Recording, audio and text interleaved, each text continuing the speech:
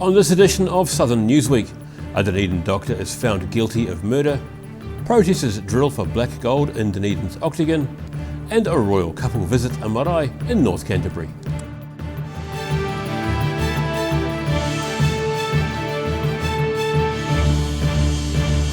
Ata Marie, welcome, I'm Daryl Baser. The family of a teen stabbed to death by a Dunedin doctor say they'll have to move on from their double tragedy somehow. Lisa Ann Rush found her 16-year-old daughter dead in bed at the Castorphine home on February the 3rd, 2018. The jury of 10 men and 2 women found 32-year-old Vinod Scantha guilty of murdering 16-year-old Amber Rose Rush at court in Dunedin last night. Amber Rose's father, Shane Rush, spoke briefly to media following the verdict, describing his daughter as a young hero. Kia ora. The family would like to thank the police, the detectives for all their hard work. Also to the judge, the jury and the prosecution for the time and effort it took to get some justice for our beautiful young hero. Lisa Ann Rush found her daughter Amber Rose's lifeless body on the morning of February 3rd, 2018. And the horrible discovery, along with the developing investigation into her daughter's murder, was too much for her, as Lisa Ann Rush was found dead in a suspected suicide 4 months after discovering her daughter's body. With family and friends in tears behind him, Shane Rush said it's been an incredibly tough time for them all. This has been such a horrendous time for us all, for all the family. We're very thankful for everyone out there who has helped us individually and as a family to get here. Reporters in court described Vinod Scantha as standing dispassionately in the dock as the verdicts were read. Scantha was also convicted on 4 counts of threatening to kill and remanded in custody to be sentenced on March the 6th, 2020. Fighting back tears, Shane Rush said Scantha's actions have robbed family and friends of 2 wonderful people. The taking of Amber Rose's life has affected our family in every way. 2 family members are now gone, and everyone else somehow has to find a way to move on. When asked, Rush said the family wouldn't be answering questions, and the group, many of whom still in tears, walked away from the courthouse. Scantha's defence counsel, Jonathan Eaton QC, refused to comment on whether they would appeal the verdict. In Dunedin, the South Today. A range of local groups opposing oil drilling recently staged a performance in Dunedin's Octagon, attempting to dig for oil and gas. The protest was in response to plans by Austrian-owned company OMV to explore for oil and gas in the Great South Basin. Is there oil in the centre of Dunedin? People of all ages came out to protest new oil and gas exploration in the Octagon recently. The protesters included Oil Free Otago, 350 Dunedin and Extinction Rebellion. Austrian oil company OMV have faced protest action across New Zealand from those who strongly oppose their plans to drill for oil in the Great South Basin. So what OMV have done, they've gone and brought Shell's existing permit to get around the government's ban on offshore oil and gas drilling, and it's their attempt to squeeze as much money out of the sunset industry as they can. The Octagon protest came during a busy week for Greenpeace, with protesters storming OMV's henchboat at Port of Timaru.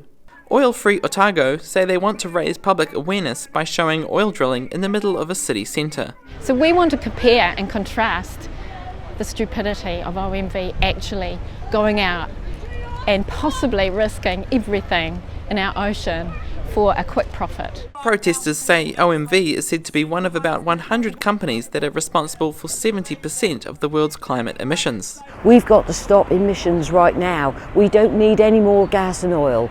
In fact, we can't even use all the gas and oil that we already know about. Hundreds of people from across the country are now preparing to travel to OMV's headquarters in New Plymouth, where a 3-day public demonstration will begin on December 2nd. In Dunedin, the South Today. The small township of Tuahiwi was bustling with around 160 guests and dignitaries for a royal visit recently. Guests rubbed shoulders with national and international media gathered at the North Canterbury marae to catch a glimpse of Prince Charles and Camilla during their fleeting visit. Media, security and a combined kapahaka group from Tuahiwi Primary School and Kaiapoi and Rangiora High Schools greet the Prince of Wales and Duchess of Cornwall, seen here wearing brown feather cloaks, to the Tuahiwi Marae just north of Christchurch. Ngāi Huriri leader Te Marae Tau says hanging in their whare is the flag of King William IV. Our relationship precedes 1840, but the treaty was signed with Queen Victoria, so we take those things seriously. It's interesting, we called in our language the treaty the covenant, or kawanata, it's a covenant. So it's more than a treaty that has biblical meaning to it. The Tuahiwi marae has previously been visited by the King and Queen of the Netherlands, and locals are pleased their meeting area is chosen for these occasions. It's always a privilege, but I think it's also right that, you know, as mana whenua of the Canterbury region, that we have a part in welcoming those rural contingents coming over to Aotearoa, and particularly to the South Island and here in Christchurch. Members of the Muslim community say they were honoured to be invited to Te Pouwhiri and meet Charles and Camilla. It's a pleasure to be here. It's very emotional. It's very special to be here and be just here supporting the event, and it is immensely delightful to be here and being part of this fantastic hui. The group included Ahmed Jahangir, who had been shot by a gunman on March the 15th. And the Prince inquired how the Muslim community was doing and their health. To invite us on behalf of the Muslim community, so thank you very much for that. And did you get to speak with the Prince? Yes, we did. Brother spoke to Prince as well, and all of us had an opportunity. It was very warm, and it was very special to speak to him. It was, although very short, as everybody wants to speak to him, but it was very kind, and it was very kind of the community to give us the opportunity to do that, and we were extremely honoured. Following the Pouwhiri, local kamatua hosted a short high tea for the royal family before the couple beat a hasty retreat to attend engagements back in Christchurch. In Tuahiwi, the South today. Some in Dunedin woke to find Queen Victoria's iconic statue splattered in red paint last Friday. Since then, a contractor has cleaned the paint from the base of the statue, and a renovator is set to give the marble a good professional clean-up in a couple of weeks' time. Queen Victoria's statue splashed in blood-red paint, along with the message, "Return stolen wealth, Charles," and "Uphold Te Tiriti," which means uphold the treaty. The vandalism, which happened in Dunedin's Queen's Gardens in the early hours of Friday morning, appears to protest against the royal family and Treaty of Waitangi. Local kamatua Edward Ellison has spoken out, saying it is a very bad example of bad graffiti on what is an important monument in the city. And he's gone on to say the local iwi deplore this sort of action, and there are proper ways to deal with issues that people may have. Graffiti doctor Roger Knauf spent much of Friday cleaning what he could at ground level. The higher splashes of red paint are being left in place for a few weeks when a professional restorer turns up to work on the statue. The restorer, who had already been booked for next month, is now set to turn up a little earlier as a result of the graffiti. It's not the first time the statue has been damaged by vandals. In 2015, the tip of the tiara was knocked off when an orange road cone was placed on top of the statue. And in the mid-1990s, the nose of the statue was smashed and the statue was damaged with graffiti. In Dunedin, the South today. Still to come on Southern Newsweek, we catch up with the Dunedin Housing Development, and the Dunedin man develops a taste for kombucha. See you after the break.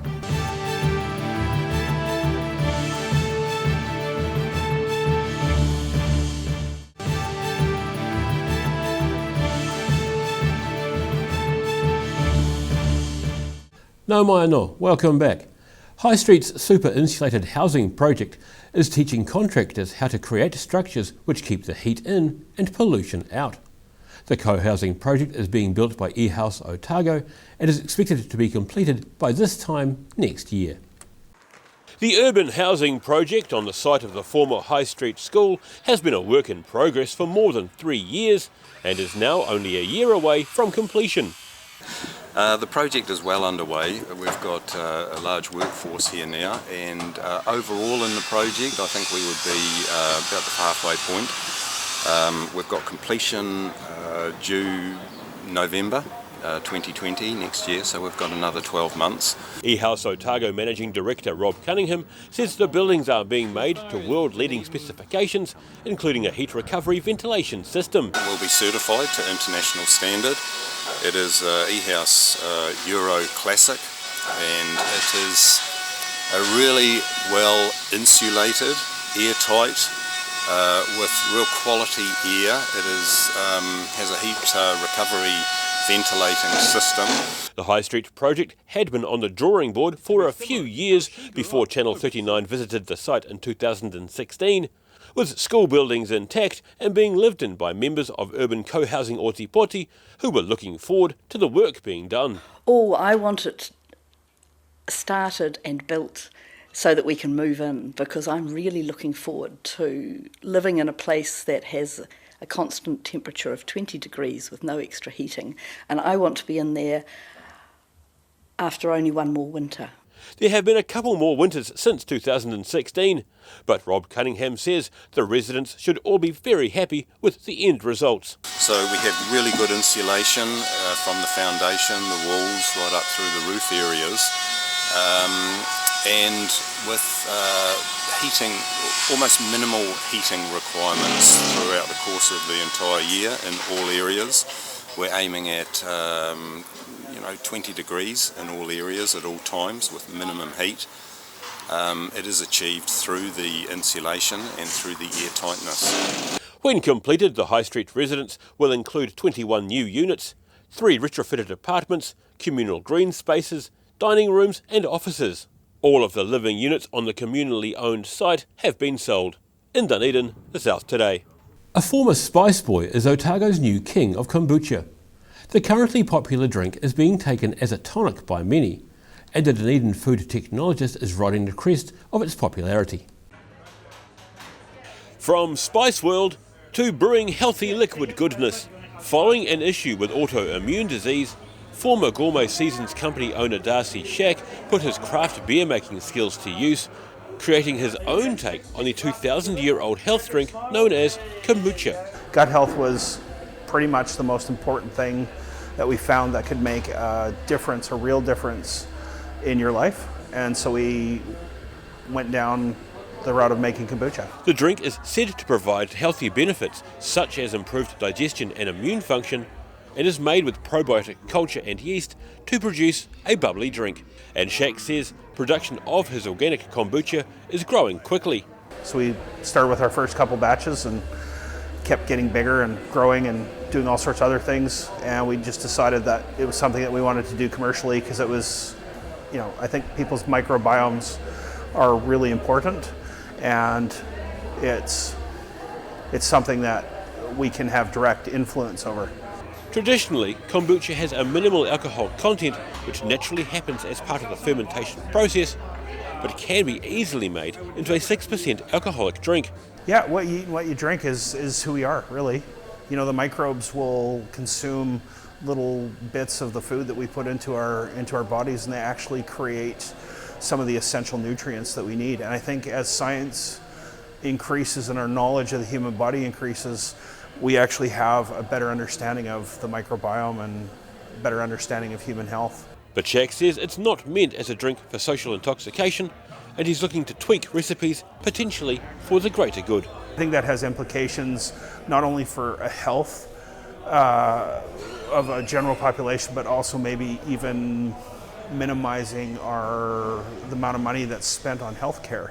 The company's recipe incorporates Sumatran tea, organic Australian sugar, and organic blackberries from Timaru company Viberry. He says science has caught up with the 2,000-year-old drink as people are becoming more aware of gut health. In Dunedin, the South Today. The annual lighting of Ashburton's Christmas tree has been proudly done by children of Netherby School. The tree is in the EA Networks Centre, Ashburton's new $35 million sports complex. 9-year-old Kumai Ross of Netherby School leads his classmates in a haka ahead of the lighting of Ashburton's Christmas tree.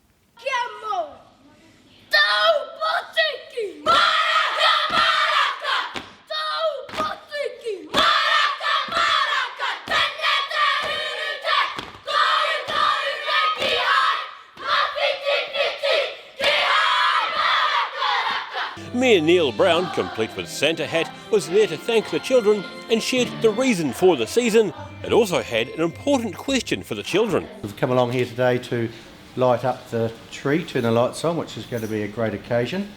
And how many sleeps is it until Christmas? Many of the youngsters correctly said Christmas is about a month away, and with the spirit of the season upon them, the Mayor and children sang Christmas carols, including Rudolph the Red-Nosed Reindeer. Rudolph the red-nosed reindeer had a very shiny nose, and if you ever saw it, you would even say it grows. Children were also given the chance to try on the Mayor's mayoral chains. In Ashburton, the South Today. Still to come on Southern Newsweek, school road patrollers are recognised for their hard work, and players from the Dunedin Symphony Orchestra tour local schools. See you after the break.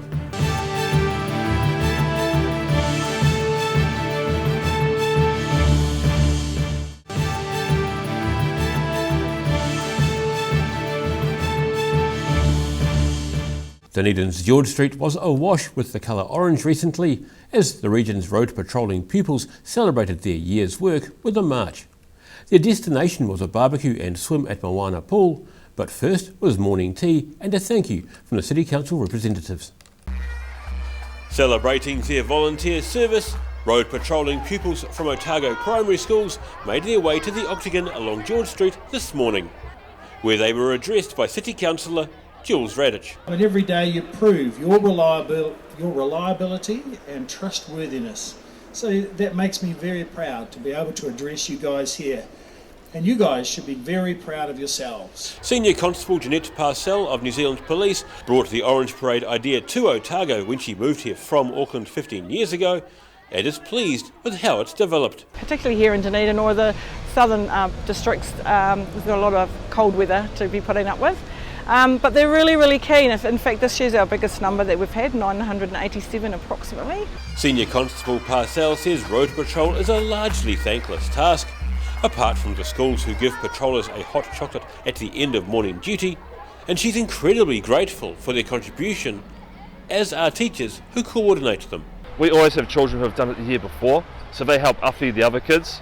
We try and link them together so that we've got older kids looking after the younger kids, or more experienced children looking after the younger kids. We always have an adult every week out there with them, and they just get the job done. All these guys should be proud of themselves for getting up, and especially in the Balclutha winter, like all through winter, every single day, in the rain and snow and ice, so they're good. They deserve this day anyway. Beginning at Year 5, about 1,000 school pupils from Otago primary schools turn out to help keep their peers safe every day, and these pupils are proud to help. I'm going to be still doing road patrol to help out little kids to get them safe across the road, so then they don't get hurt from the cars coming across. Just knowing that people are going to be safe out there, just being able to help out the community a bit. I first started doing road patrol because I know that a lot of people have to cross the road, and I know that safety is quite important because there are a lot of cars on the roads. Sundays are pretty busy, but then sometimes you don't really get that much traffic. Following the parade, civic welcome and a spot of morning tea in the Octagon, a flotilla of buses ferried the pupils to Moana Pool for a swim and a barbecue run by Rotarians as another way of saying thanks for a year of service. In Dunedin, the South Today. Dunedin's Forsyth Bar Stadium saw hundreds of primary school pupils going wild recently. Children from 11 schools across Dunedin took part in a wide range of games designed to help the youngsters improve their physical skills. Percys Safari Adventure Fun Day came to Dunedin's Forsyth Bar Stadium last week, helping local school children acquire some additional sports skills. Sport Otago Community and Schools Advisor Kerry McLennan says Friday's event drew around 750 pupils, more than usual because the stadium has been busy this year. We normally have had 4 a year, but with not being able to get the stadium as often as we did, it's been quite a busy year with that. So this is the only one we've had this year. The event provides an opportunity for children to participate in fun games and activities and allows teachers to see how easy the games can be to organise. There's a game where they have to throw all the balls off the cones, and one team's throwing them off and the other's bringing them back, and they're kind of timing to do that. And there's other games where they're turning cones up and turning cones upside down. There's other games where they're sneaking up, like Sneak Up Granny, but they're Sneak Up Dragon, and they're grabbing the jewels off the dragon. Pupils from Otago Boys and Otago Girls High Schools, as well as some parents, helped to run the events. I think today they get a bit of an exposure to all different types of sports and skills that they could do within each sport, so maybe that will give them an early interest in playing some of those sports. The school children were a mix of ages, ranging from new entrants to Year 3, and they played a variety of games and activities on the stadium turf. The intention is these children can establish a sound base for sports skills such as throwing, catching, hopping, jumping, running and kicking. It's really important that they do develop these skills for basic sports skills, for their school, helping them at school as well, and also for lifelong love of that physical activity and sport. During the day, children were awarded certificates and spot prizes for competing in a range of activities. In Dunedin, the South Today. The Clyde School Enviro Group visited a cycling business in Clyde this week to present a donation box. They're hoping customers will pitch in to plant some native trees along the Central Otago Rail Trail. Clyde School's Enviro Group are raising money for tree planting with 2 new donation boxes. The children are hoping customers will donate money, which they'll use to plant more native trees around Clyde and along the Otago Central Rail Trail. So we're going to plant trees around the areas in Clyde and Alex where there is no trees at the moment. We came here last week to talk about what they're doing to offset their carbon footprint, and they're already doing quite a lot. Director of Bike It Now, Lisa Joyce, says planting trees doesn't just absorb carbon, it also comes with an added bonus. And then on the third side is what we want to see some more of is native birds in Central Otago, so the tuis. So they've made a really cool little box. The kids at Clyde School say they're all pleased with the result. So we're thinking that we could put it on the front counter, so whenever people walk in and maybe buy something, then they can look at it and maybe decide to put some money into it. Some of the pupils are no strangers to environmental work and kaitiaki. Over the last few years that I've been doing Enviro schools, we've been going over to Project Gold, which is like a place that we plant trees over the river track, and we go every few months. People who donate to the cause will be doing their bit to reduce their carbon footprint while biking through beautiful Central Otago. In Clyde, the South Today. Primary school pupils across Otago were introduced to instruments used in an orchestra recently. 6 members of the Dunedin Symphony Orchestra took part in a 2-week-long tour of primary schools, aiming to encourage youngsters to learn a musical instrument.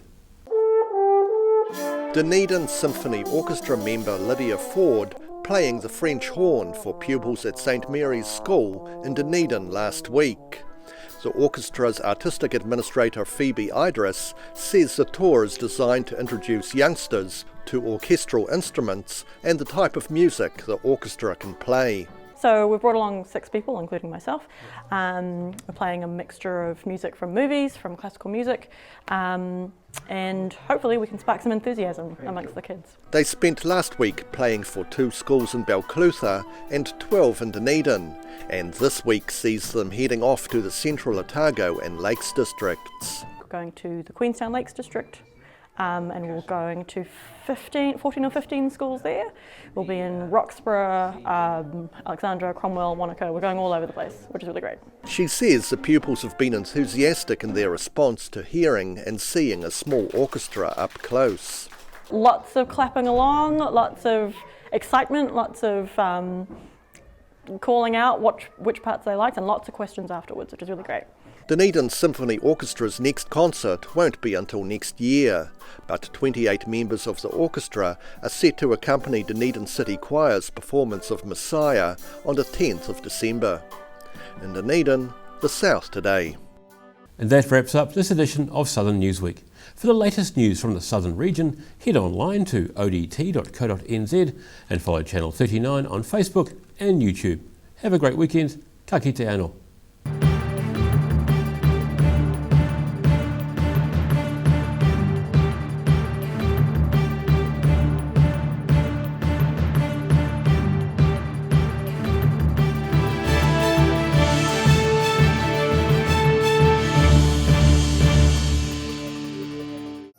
supporting local content so you can see more of New Zealand on